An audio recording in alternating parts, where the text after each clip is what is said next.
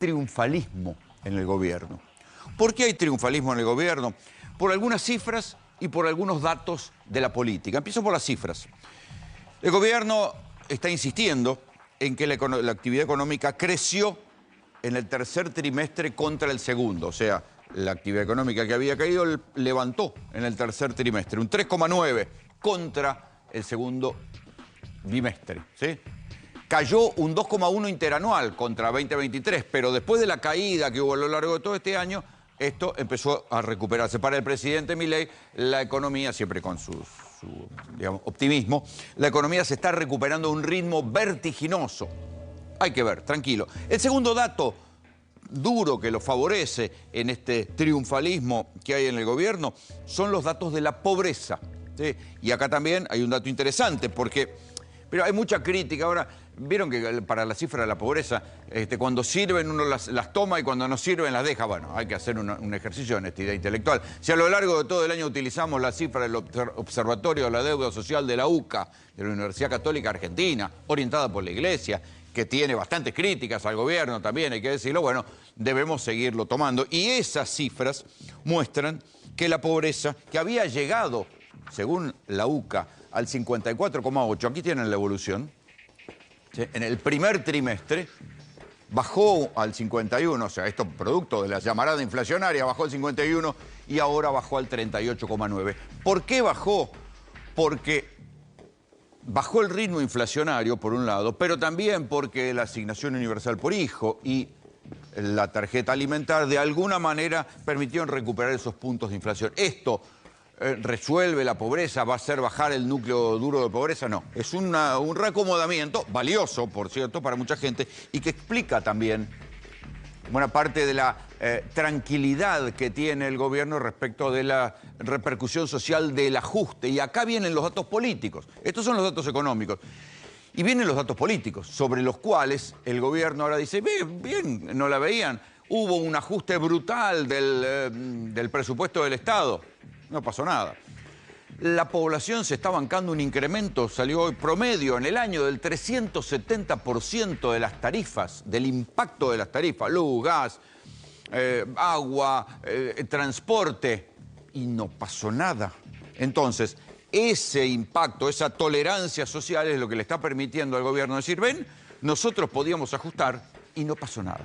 Después surgen lecciones para el otro bando, para la oposición. El primero, entender la importancia de la inflación en la manera que corroía y embroncaba a la gente durante todos los años del peronismo, ¿sí? No entendieron nunca la importancia de la inflación. Y el segundo dato, mezcla de dato económico y político, es que aquello que se hacía de mantener los planes y los subsidios y atender la pobreza, el gobierno lo sigue haciendo a través de dos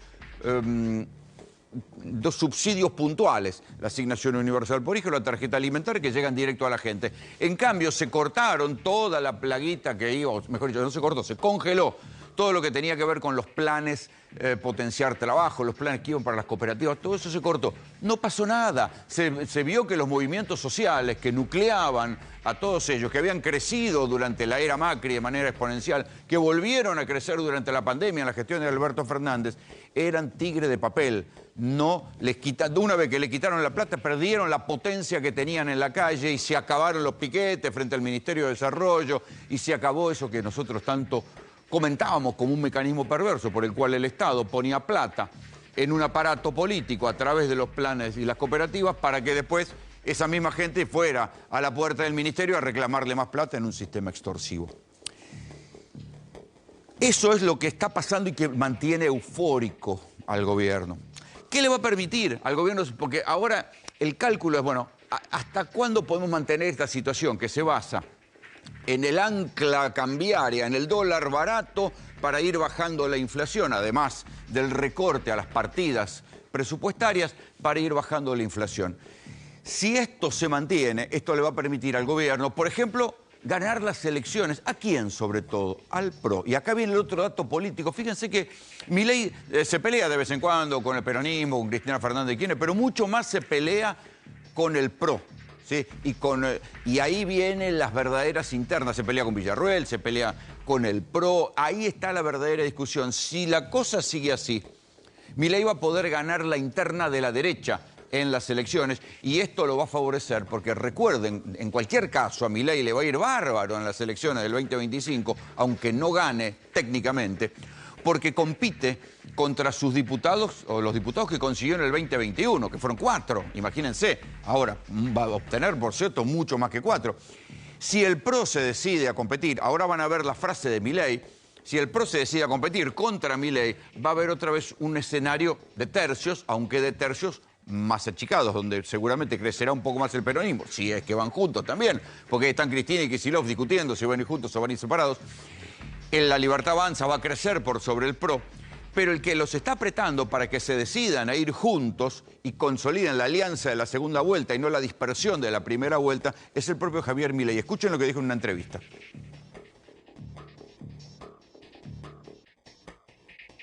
Tener más, o se verá según qué jurisdicción van juntos, cuál separado. Y la segunda pregunta... Yo no hago ese cálculo, me niego rotundamente a eso de que en esta sección sí, en esta... Eso es hacerle trampa al electorado. ¿Juntos en todo o separados? Vamos juntos en todos o vamos separados. ¿Trampas al electorado? No. No. Pero digo, porque eso no es menor. Entonces, los que estamos del lado de las ideas de la libertad, nos ponemos de este lado. Del otro lado no me interesa porque yo no estoy del otro lado. O sea, yo no tengo nada que hablar con los cupos. Bueno, o vamos juntos en todo el país, dice Milei, o vamos separados. ¿Por qué? Porque lo que no quiere, mire, es que algunos gobernadores vayan y otros no. Entonces dice, o vamos juntos en todo el país o vamos separados en todo el país. Y entonces esto va a convertir a las elecciones del año próximo, 2025, sobre todo en una interna de la coalición de gobierno. ¿Sí? Una interna del espectro de la derecha. Y después, una vez que seguramente esa interna la va a ganar Milei, que iba a multiplicar la cantidad de diputados libertarios puros, y a partir de ahí hará lo que hacen todos los gobiernos, sean peronistas o sean de derecha, ir a buscar, ir a cooptar a otros. Ya los famosos radicales con peluca, peronistas con peluca, los del PRO se pasarán solos o no, se quedarán del otro lado, pero así se va a constituir la elección del 2025 si las cosas siguen así como están. Claro, en el medio hay que ver qué pasa con el dólar. Enseguida vamos a hablar de lo que pasó con el dólar esta semana, porque hay que decir que a Fernando Cerolí les había anticipado la semana pasada, solo con sacar la cuenta, que no convenía el carry trade, que no convenía hacer la bicicleta financiera, hacer la tasa, no convenía vender los dólares, pasarse a la tasa de interés y después volver a venderlos porque había bajado mucho la tasa de interés. Y se movió un poquito el dólar y todos los que habían hecho tasa perdieron lo que habían ganado. Casi un 8% en dólares lo perdieron en una semana. Lo contó acá Fernando Cerolí la semana pasada. Lo vamos a analizar más en profundidad en GPS. Por eso les digo, hay que ver cómo se mueve el dólar. El gobierno preocupado tuvo que salir a reventar 500 millones de dólares de las reservas por cómo se movió el dólar y cómo se amplió la brecha. El gobierno quiere que la brecha esté entre el 10 y el 15% y más de ahí está decidido a vender dólares. Pero claro, los dólares no dan para todo. No dan para que los argentinos se vayan a Brasil, a Uruguay, a Chile a reventar la guita y a comprar en dólares fascinados por lo barato que están los países limítrofes contra la Argentina. No da para abrir las importaciones masivamente, ya que acá todo está tan caro. No da para las puertas compra-compra que se van a flexibilizar y van a venir del exterior. No da para que haya un boom de importaciones. ¿Para cuánto va a aguantar las reservas y la plata? Bueno. Pero claro, todo esto, toda esta euforia del gobierno genera que a algunos de nosotros nos preocupen otras cosas. Y sí, yo sé que nadie las quiere escuchar, pero algún día van a servir recordarlas. Por ejemplo, se conoció esta semana el informe de Amnistía Internacional. Claro, en estos tiempos de ultraderecha, donde todo lo que tenga que ver con derechos humanos está estigmatizado, insultado, lo primero que hay que recordar es que Amnistía Internacional no es una organización ni socialista, ni de derecha, ni mucho menos, sino que es una ONG que monitorea la situación de los derechos humanos en el mundo y que es odiada tanto por Cuba como por Arabia, tanto por Venezuela como por Afganistán. Digamos, la detestan en todos lados porque monitorea el autoritarismo de los regímenes. ¿Qué dijo el informe de Amnistía Internacional? Y piensen que, claro, esto ahora nadie lo quiere escuchar y nadie le da pelota, pero si se hubiera dado bola allá cuando comenzó el gobierno de la Rúa en 1999, donde en los primeros días del gobierno de la Rúa la gendarmería mata a 2 personas en el puente Chaco Corrientes y después ese gobierno abre con 2 muertos y termina con más de 30 muertos. Algunas cosas hay que escucharlas a veces. Y acá lo que se está viendo, hoy hay que recordar también, y vamos a hablar un poquito de esto más adelante, que hoy esta semana, hubo un muerto en Salta, ¿sí? Una protesta, gendarmería, no queda claro cómo lo mataron, si fue una bala de goma, si fue una bala de plomo, la autopsia viene lenta, no se conocían los resultados, pero en una refriega con gendarmería entre paseros, ¿sí? En este caso era un hombre que traía hojas de coca, terminó muriendo y después hubo una protesta popular ahí en Aguas Blancas, que hay que decir también que es un lugar muy picante, lleno efectivamente de ese tipo de contrabando hormiga de la frontera, donde llevan de todo, ¿eh? A veces llevan hoja de coca, a veces llevan cocaína, a veces llevan electrónica de un lado o para el otro. En esa realidad mataron una persona. Pero el informe de Amnistía Internacional, que claro, pasó desapercibido, en 16 manifestaciones, 1.155 personas heridas, muchas de ellas con lesiones graves. O sea, bala de goma en los ojos, lesiones graves, gas pimienta por demás. Nada que no hayamos mostrado a lo largo de este año en las diferentes manifestaciones que se reprimieron con el protocolo antipiquetes. 33 personas con impactos de balas de goma en la cabeza, el rostro, daños severos en la visión. ¿Sí? 50 trabajadores de prensa heridos, 73 personas criminalizadas por participar en la protesta, todos los metieron presos, a todos los tuvieron que soltar porque no los podían acusar de nada. Uso abusivo de gases lacrimógenos, balas de goma, de camiones hidrantes y golpes con tonfas y bastones, detenciones arbitrarias, incluso en casos emblemáticos, niños y niñas fueron afectados por la violencia represiva. El caso más simbólico es aquel de la nena, que el policía se para al lado y la fumiga como un bicho con gas lacrimógeno. ¿Qué dice Amnistía Internacional como conclusión? Que este tipo de procedimiento es propio de los gobiernos autoritarios. Claro, ahora a nadie le importa porque hay plata dulce, la gente se puede ir para afuera, puede gastar, podemos comprar cosas chinas, baratas, pero algún día estas cosas puede que importen. Puede que importe también lo que dijo el Papa Francisco, que en una extensa entrevista que se emitió por el canal católico Orbe, dijo que desfinanciar la educación es un suicidio programado para el país. Escúchenlo. Hacer ajuste en la educación es un suicidio programado de un país. No se puede hacer ajuste en el desarrollo educativo. No se puede, es criminal. Es un suicidio programado. Y a mí me alegra cuando veo en diversas situaciones que tanta gente, cuando hay un ajuste de este tipo, se opone. Incluso los jóvenes, es curioso, se dan cuenta y se oponen. Y se opone, arma lío, reclama. Porque la educación es un alimento. Y lo mismo que se vuelve quitar la comida a la gente. Es la comida del alma, de la mente, del espíritu. En nuestra patria la historia de la educación es muy linda. Es muy linda. Y siempre nuestro pueblo tuvo la percepción, el sentimiento de que la educación es una de las cosas que no se toca, ¿no? La escuela. La escuela es como un segundo hogar, así nos la presentaban. La maestra, la universidad. Que solamente tengan acceso a la universidad los hijos de los ricos. El pueblo necesita formar cabeza, necesita una cultura universitaria grande. Y un país tiene que proveer a que su universidad cree los nuevos cerebros del futuro. Frente a este diagnóstico del Papa, les voy a dar cifras de una investigación de la Fundación Fundar, dirigida por Rodrigo Sarázaga, ¿sí? Una fundación que no es precisamente peronista, ¿sí? Que hace un estudio sobre 600 jóvenes en el inicio de la edad laboral y lo que esperan, algunos todavía en el secundario. Fíjense, frente a lo que dice el Papa, o lo que imagina el Papa que debería ser la educación, esta es la realidad de los jóvenes hoy. Del total de estudiantes, de estos jóvenes estudiantes, El 68% declaró haber faltado al menos una vez en las últimas 2 semanas por un motivo diferente a la salud. Faltan, porque sí. Ir a clase no es considerado una actividad de lunes a viernes en horarios definidos. El 56% de los casos se mostraron de acuerdo con la afirmación: en la escuela hay muchos casos de violencia, algo que nosotros venimos registrando en América Noticias todo el tiempo, es una realidad que viven los padres. Y los protocolos educativos, sobre todo acá en Provincia de Buenos Aires, en el conurbano, fracasan, naufragan. La idea del progresismo integrador, que hay que los chicos, si tienen un problema de conducta, no hay que discriminarlos, hay que integrarlos, fracasó.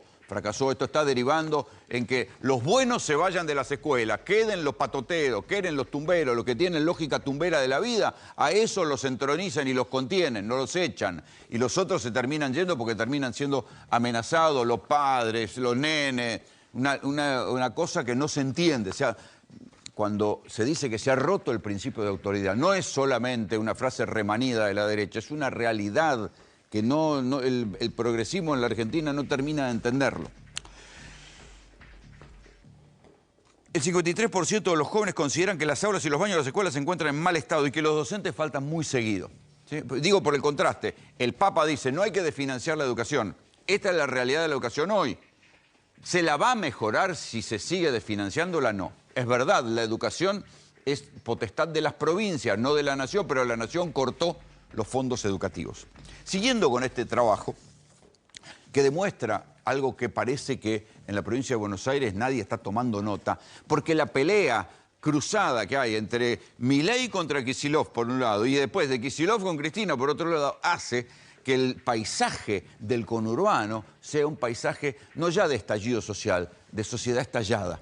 Vieron que siempre en diciembre se habla del riesgo de un estallido social. Acá nadie piensa que haya un riesgo de estallido social. Y gente de la propia Iglesia Católica está diciendo no va a haber estallido social porque las familias al interior están estalladas porque puede que tengan algún subsidio para comer, pero se pueden sobrevivir, pero la realidad hace que estén estalladas.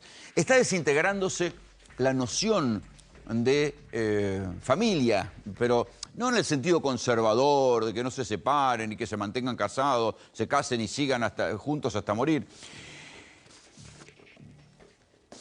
El 76% de los jóvenes consultados en este estudio de la Fundación Fundar convive con su familia de origen.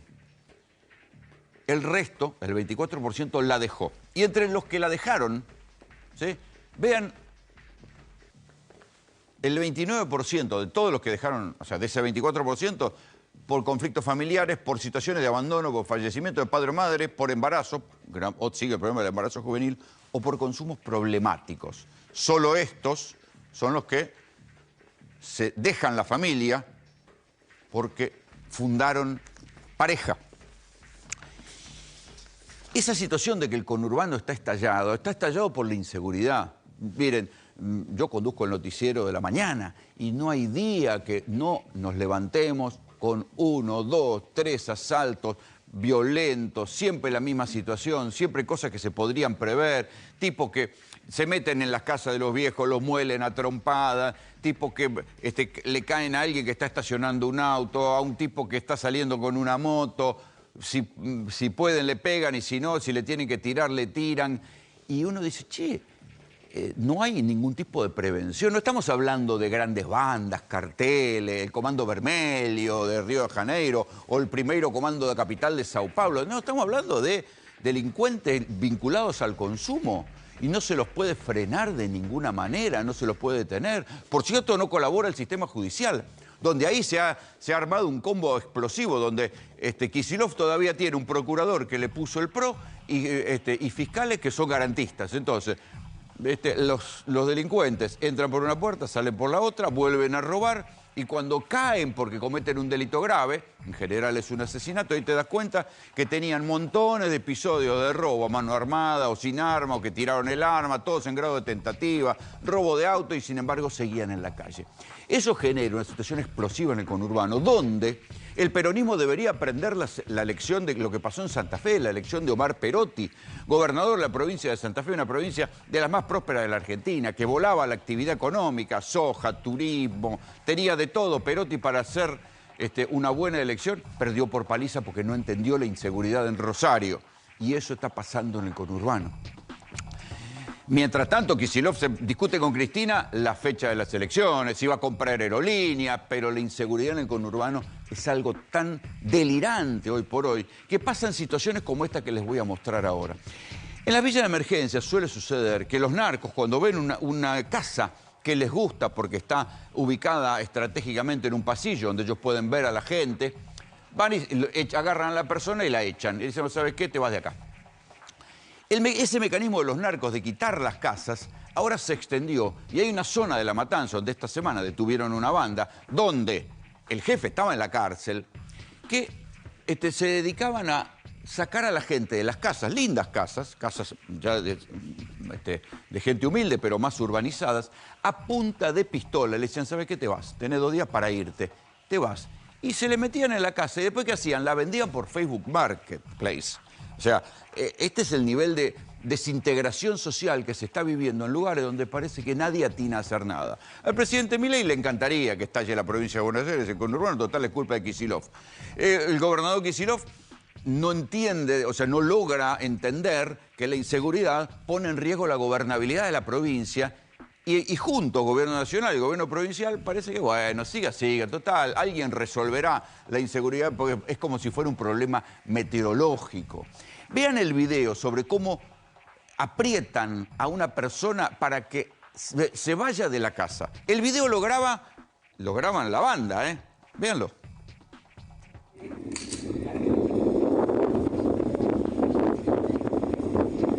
Mañana que se vaya, mañana que se vaya, mañana que se vaya.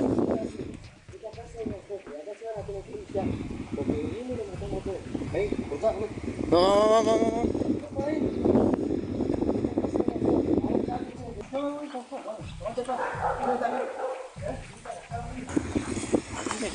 Agarra eso, ahora venimos y te vamos a matar, hijo de puta. Tomate el palo, escuchate. Tómate el palo y por si no te quedó claro, tiran un par de tiros al aire. El video lo graban los apretadores, para después mostrarle al jefe. El jefe estaba preso en una unidad de Florencio Varela, ¿sí? Le decían el gendarme, ¿sí? Preso en una cárcel de Florencio Varela. Entonces ahí uno dice, explíqueme, ¿cómo si en la provincia de Santa Fe le están quitando los celulares a los presos, cómo es posible que todavía eso se discuta en provincia de Buenos Aires, no le saquen los celulares a los presos, por lo menos a los que son de más alto perfil, y las cárceles no solo no rehabiliten a la gente, porque, a ver, es un mandato constitucional que las cárceles no son para castigo, sino para rehabilitación de las personas que son condenadas. Bueno, no solo no los rehabilitan, sino que las cárceles se convierten en provincia de Buenos Aires en una usina de delitos.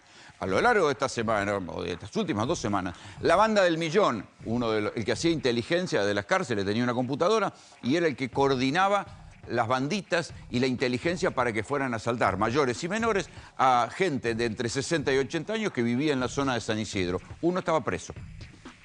Este caso, el tipo estaba preso en Florencio Varela, el gendarme, y desde ahí mandaba. Y así podemos seguir. Y siempre hay uno de los que coordina, o de los que hace inteligencia, o de los propios jefes que está en las cárceles. El servicio penitenciario no tiene nada para decir. Esto, a ver, no es que sea muy diferente en Devoto, que es el Servicio Penitenciario Federal. También mostramos acá en GPS hace un par de meses cómo llegaba la paloma con la droga y todo eso se coordinaba obviamente por celulares. Que los prohíban no quiere decir que no los entren, pero en cualquier caso lo que no pueden ser las cárceles son usinas de delitos, usinas de coordinación de delitos. ¿Sí? Y tampoco hay que resignarse a que esto sucede como si fuera un fenómeno meteorológico y que, bueno, siempre desde las cárceles se van a coordinar los delitos porque ya están los celulares y no se puede hacer nada contra esto. ¿Sí? Se puede hacer, y ahí está el ejemplo de lo que hizo Santa Fe cuando consideró que había presos de alto perfil y con esos presos de alto perfil no había manera de negociar. No había nada que hacer, había que mantenerlos aislados sin celular y se acabó y lograron bajar a la mitad los niveles de los crímenes en Rosario, aunque todavía siga habiendo algunos ajustes de cuentas. La clave de todo esto, la clave de la euforia del gobierno, de la incertidumbre de la oposición, tiene que ver con el dólar. Porque el gobierno, en esto que nadie imaginaba que la sociedad fuera a tolerar, un ajuste brutal de los presupuestos del Estado, ¿sí? Recorte de los subsidios, recorte de los planes, despidos de empleados públicos, recorte de los fondos que se giraban a las provincias. Todos, al fin y al cabo, se lo bancaron calladitos y nadie protestó demasiado, salvo a las universidades, que ahí todavía están resistiendo. Y entonces, la clave está en si va a durar el dólar, ¿sí? Y este es el punto, sigue siendo el talón de Aquiles del gobierno y lo que más desespera. Fíjense que el presidente Javier Milei, cada vez que puede, dice, no, nosotros vamos a mantener este ritmo de devaluación y además lo vamos a achicar todavía. El Crawling Peg, que es la devaluación mensual, va a pasar del 2 al 1%. Pero atención, que al lado Brasil devalúa, Estados Unidos está pensando en poner aranceles, puede que la guita que está invertida acá por capitales golondrinas se vaya para los Estados Unidos, no importa. Milei dice que va a mantener el dólar barato, la plata dulce, que permite que los argentinos que tienen guitas vayan a gastarla afuera, porque esa es la manera, el ancla que han encontrado para bajar la inflación. En esta semana Milei dijo, dependemos o queremos que Donald Trump nos avale, haga la gran Macri, nos dé plata para poder reforzar las reservas y después hacer que la gran Caputo. Por un lado, hacer la gran Macri con Donald Trump, que le preste plata al FMI, que Trump avale un préstamo, por lo menos de la plata que quedó dando vueltas, de aquellos 12.000 millones de dólares que le habían dado a Macri, que después finalmente no se ejecutaron, y después hacer la gran Caputo. Si baja el riesgo país, salir a buscar más deuda en el mercado internacional. Todo está atado al dólar en la Argentina. Como siempre, bienvenidos. Esto es GPS.